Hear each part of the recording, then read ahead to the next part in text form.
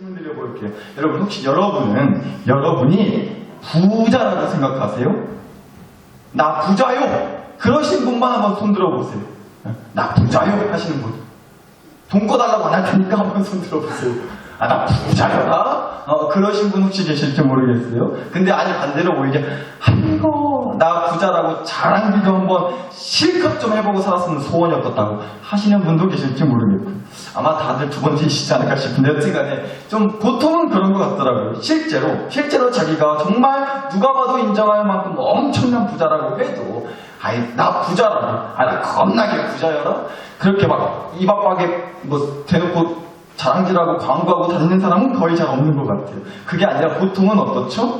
그 사람이 타고 다니는 차를 보고 그 사람이 사는 집을 보고 그 사람이 입고 다니는 옷을 보면 야, 이 사람이 좀 사는 같다. 이 사람이 겁나게 부자인가 보다. 우리가 보통 주변에서 그렇게 인정을 하게 된다는 거죠. 본인이 자랑하기 전에. 그러니까 여튼간에 뭔가 그렇게 보여지는 걸 통해서 그 사람이 부자인지 아닌지를 알 수가 있다. 이 얘기예요. 근데 여러분 또 그래서 말인데 오히려 그래서 사기치기가 쉬운 거예요. 왜요? 그렇게 사람들 눈만 속이면 되니까. 요새 뭐 뉴스 보니까 뭐 여잔지 남잔지 모르겠는데 부잔지 아닌지 모르겠고 별의별 이상한 사기를 치는 사람들은 시끄러운데 여튼간에 그렇게요. 보여지는 것만 잘 속이면 금방 쉽게 사기칠 수 있다는 거예요. 여튼 막 훔쳐서든 빌려서든 뭐 비싼 옷을 입고 비싼 차를 타고 다니는 걸 보여주기만 하면 와 저 사람 겁나게 부자인가 보다 친하게 지내야 쓰겠다 이렇게 사람들을 속여먹기 쉽다는 거죠. 여튼 그렇게 보여지는 모습을 어떻게 포장을 하면 얼추 그렇게 부자인 척 흉내낼 수가 있다는 얘기예요. 실제로는 부자가 아니면서 말이죠. 그래서 우리도 좀 그런 것 같아요. 보여지는 걸, 그렇게 보여지는 걸 그래서 굉장히 중요하게 생각을 한다는 거죠. 남들이 나를 볼 때 내가 너무 초라해 보이면 어떡하나. 남들이 나를 볼 때 내가 너무 없어 보이면 어쩐다냐. 남들이 나를 볼 때 내가 너무 불쌍해 보이면 어떡할까. 물론 중요하죠. 남들 시선, 남들 눈치, 남들이 나를 볼 때 어쩔지를 당연히 우리가 신경 쓰고 살아야 하는 것도 필요해요. 그런데 문제는 뭐냐면 그렇게 남들한테 잘 보이려고 멋지게 보이려고 부자처럼 보이려고 잘 사는 것처럼 아무 문제 없는 것처럼 보이려고 내가 막 나를 포장을 하고 이것저것 내 몸에 내 영혼에 휘어감는다고 해서 그게 실제 내 모습이 될 수 있는 건 아니라는 거예요. 그게 진짜 내 모습은 아니라는 거죠. 부자도 아니면서 부자인 척 흉내내고 부자인 척 흉내낸다고 부자가 될 수는 없다는 얘기예요. 그러니까 부자로 보여지기 위해서는요, 부자처럼 보여지도록 부자인 척 흉내를 낼 게 아니라 부자로 보여지고 싶으면 부자가 되면 되는 거예요. 그러면 내가 굳이 나 부자요 하고 그렇게 이목하게 광고하고 다니지 않아도 남들이 먼저 알아서 나를 부자로 봐준다. 부자인 줄 알아 인정해준다. 내가 진짜 부자가 돼버립니다. 그래서 축복하는 거예요, 여러분. 우리 사랑하는 나사렛교회 식구 모든 분들이 스스로 그냥 부자처럼 보여지려고 노력할 필요도 없이 남들이 부자로 볼 수밖에 없을 정도로 부자가 되시기를 정말로 간절히 축복합니다. 물질의 축복 넘치게 받으시고요. 그 축복이 자식에게까지 손주에게까지 이어지기를 정말로 간절히 축복해요. 아멘 하셔도 돼요. 부자 되셨다고 돈 꾸러 다니지 않겠다니까요. 근데 여러분 뭐 제가 그렇다고 해서 부자 되는 비법을 뭐 알려드릴 수 있는 전문가는 아니니까 만약에 뭐 부자 되는 법을 알고 있다면 저부터 왕창 걸고 여러분한테 그 비법을 야무딱지게 설명해 드릴 텐데 목사가 알면 뭘 알겠어요. 부자 되는 비법을요. 그래서 간절히 축복할 뿐인 거예요. 그리고 그래도 나름 제 전문 분야라고 할 수 있는 믿음의 축복, 구원의 축복을 오늘 좀 말씀드리려고 하는 겁니다. 앞서 드렸던 얘기와 이어지는 내용인데요. 여러분, 그러니까 결국은 다시 말씀드려요. 보여지는 걸 통해서 나에게서 보여지는 걸 통해서 그 사람이 얼마나 부자인지를 알 수 있다고 했잖아요. 그래서 사람들이 보여지는 거에 신경을 쓴다고 했고요. 그런데 오늘 주신 이 말씀에서 어쩌면 그렇게 남들의 시선, 남들한테 보여지는 거에 신경을 쓰고 살았던 그런 사람들에 대한 이야기가 나오더라고요. 우리 예수님께서 길을 지나가시다가 마태라고 하는 사람을 보셨다는 거예요. 마태라고 하는 사람을요. 그런데 이 마태가 어디에 앉아있는 것을 보셨냐면요. 9절 한번 보실게요. 9절입니다. 예수께서 그곳을 떠나 지나가시다가 마태라 하는 사람이 세관에 앉아있는 것을 보시고 이르시되 나를 따르라 하시니 일어나 따르니라 하고 나와요. 마태라고 하는 사람이 어디에 앉아있는 걸 예수님이 보셨다고요? 세간에 앉아있는 걸 보셨다고 했어요. 여러분, 이 세간은 지금으로 치면 세무서 비슷한 거예요. 세금 걷는데, 우리가 지각에도 싫어하는 데 있잖아요. 근데 바로 그런 세간에 마태가 앉아있었다는 거예요. 그러니까 그 말은 마태의 직업이, 마태가 하는 일이 뭐였다는 거예요? 세리였다는 거예요. 세금 공무원, 세금 걷는 일을 하는 사람이었다는 거죠. 전에도 몇 번 말씀을 드렸지만 이 당시에는요, 세리라고 하면 이스라엘 백성들 사이에서 정말 천지 원수같이 여겨졌던 사람, 하나같이 다 세리가 지나가면 욕하고 멱살잡이에 있다고요. 왜요? 당시 이스라엘 나라는요, 이 로마라는 나라의 지배를 받고 있었기 때문에 그 세금을 싹 다 걷어가지고 로마 나라에 바쳐야 했어요. 그러니까 마태처럼 세금 걷는 일을 하는 사람은요, 같은 이스라엘 민족 사람이면서 로마 나라에 빌붙어가지고 같은 민족의 등골이다 빼먹는 아주 못돼 처먹은 그런 인간으로 생각했기 때문에 절대 좋은 소리 못 들었단 말이에요. 그런데 그렇게 온갖 쌍욕을 듣고 또 심지어는 자기뿐만 아니라 세리라는 직업을 갖고 있다는 이유 하나만으로 아무 상관없는, 심지어 자기 가족들까지도 그 마을에서 아주 그냥 죽일 듯이 적들이를 할 정도로 난리인데 왜 그럼 그런 세리 일을 했느냐? 왜냐면요, 세리를 하면, 세금 걷는 일을 하면 돈 버는 게 쏠쏠했거든요. 부자 될 수 있었어요.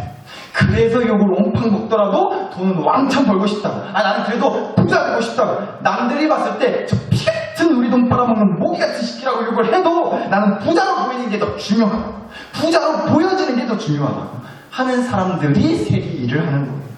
그런데 마태가 바로 그런 사람이었다는 거죠. 그런 마태가 세관에 앉아있는 것을 예수님이 보셨다고요.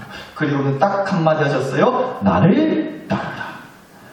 남들은 마태한테요, 꺼지라! 아니, 따라오지 말라고! 작작 좀 따라오라! 쫓아와가지고 또 들러붙어서 세금이나 걷어가려고 내가 모르잖아요. 헐! 사태나 불러가라고! 남들은 마태한테 따라와라! 나를 따르라! 나를 따라와라! 이런 말 절대 하지 않아요? 오히려 꺼지라고 하죠. 그런데 반대로 예수님 마태한테 나를 따르라! 이렇게 말씀하셨다는 거예요. 그래서 이제 마태가 예수님이 12제자 중에 한 사람이 돼요. 그러니까 그냥 예수님을 따른 정도가 아니라 예수님과 누구보다 가까이 지내면서 3년에 가까운 시간 동안 함께했던 그 12제자에 들어갈 정도로 마태가 예수님을 그렇게 따라갔다는 거예요. 그런데 한번 보자고요. 마태가 원래는 어떤 사람이었다고요? 예수님을 따르는 12제자가 되기 전에 마태의 직업은 뭐였다고요? 세리였단 말이에요. 그리고 부자였다고요. 남들이 볼 때 욕을 먹더라도 남부러울 것 없이 부자니까 떵떵거리고 아쉬울 것 없이 무엇이 하나 부족할 게 없는 그런 부자, 그런 부자로 보여지는 삶을 살았던 사람이 바로 마태였다는 거예요. 그러니까 마태는요, 정리하자면 다른 누군가를 따르는 사람이 아니었어요. 오히려 자기가 세간에 앉아있는 것을 보여주는 사람이었던 거예요. 나 욕 먹어도 돈 많이 벌었다.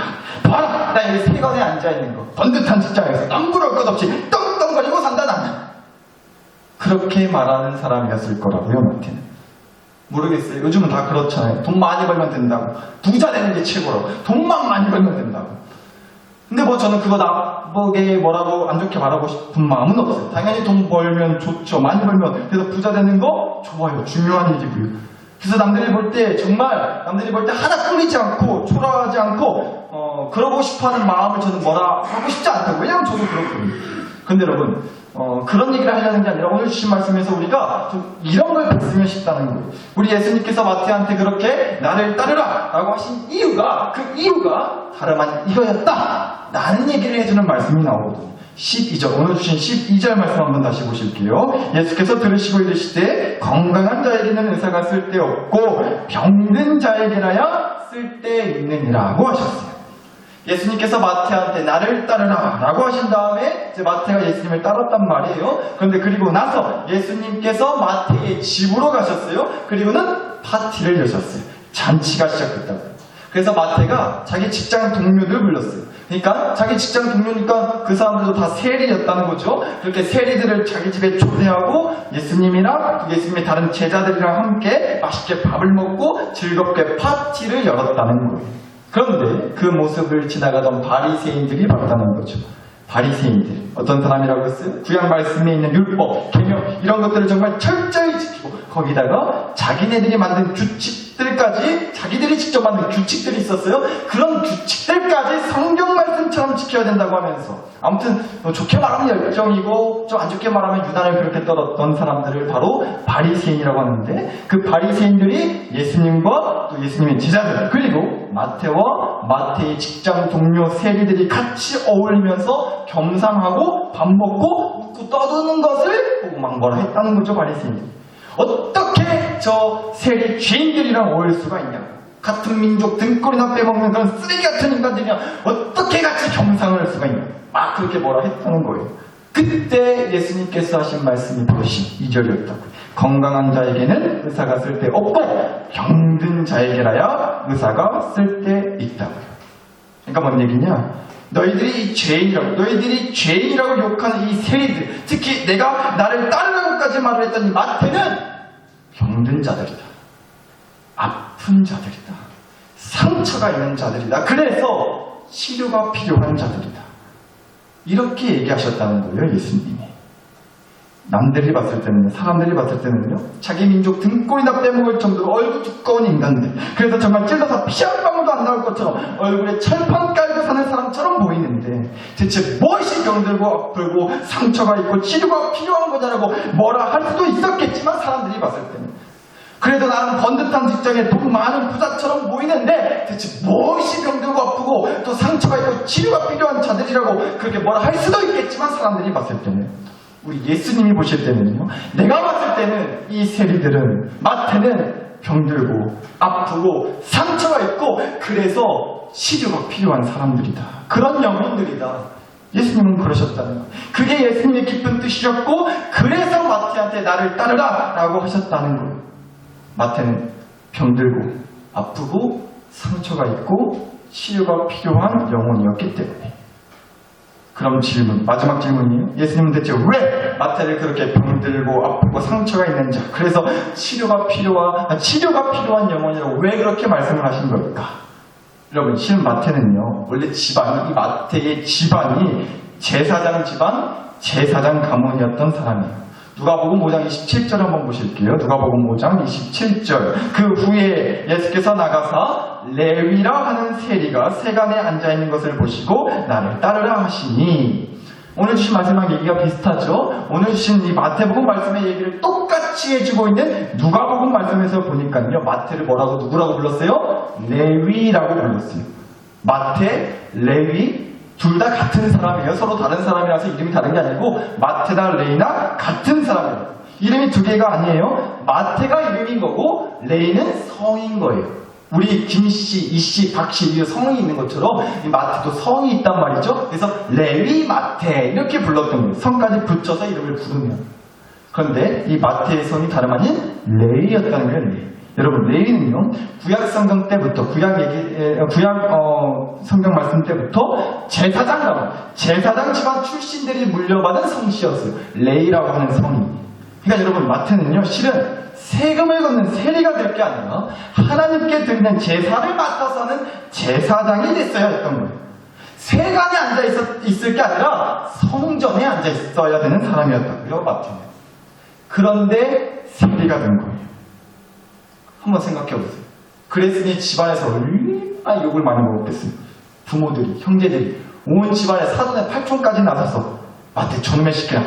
특히 어렸을 때부터 그냥 말 지각에도 안 들어 처먹더니 결국에는 저렇게 삐딱선을 탄다고. 세리가 뭐냐고, 세리가. 제사장 집안에서. 그냥 우리 레이 제사장 가문에서 호적 파발이라고 천대 시키냐. 이렇게 욕 들어먹었던 사람이 바로 마태였을 거예요.